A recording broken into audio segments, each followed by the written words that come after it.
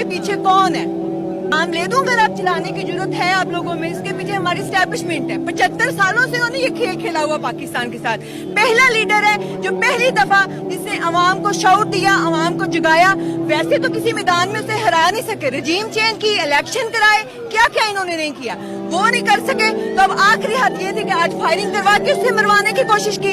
इमरान खान हमारे लिए हमारी आखिरी हद है। अगर उसे कुछ हुआ हम इस मुल्क को आग लगा देंगे, हम इनको इन अवामों से निकाल के फेंकेंगे। ये जानते नहीं है हम कितना प्यार करते हैं हम अपने लीडर से। हमारी जानें भी कुर्बान, हमारे बच्चे भी कुर्बान उस पे। आखिरी हद तक हम जाएंगे, ये सोचते नहीं। और राना सनावला, तुम मेरे कान खोल के ये बात सुनो, हम तुम लोगों को ईवानों से निकाल के फेंकेंगे, घसीटेंगे।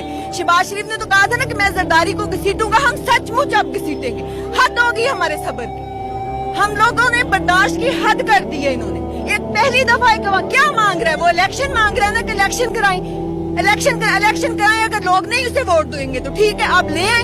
इतनी प्यारी आपको नून लीग हो गई है। पहले चोर थे, करप्ट थे, ये था वो था, अब इतनी प्यारी आप लोगों को नून लीग हो गई है कि आप लोग उसको लाने के लिए आपने सब कुछ ही बर्बाद कर दिया, पूरा मुल्क दाव पे लगा दिया। बस हो गई है हमारी। अब हम इन्हें मरियम नवाज को इन्होंने भेजा, इन्होंने सबसे पहले नवाज शरीफ को बीमारी का उसने बहाना लगाया, उसको भेजा, फिर उन्होंने मरियम नवाज को, सबको उनको भेज के भाई उनको NRO 2 दिया।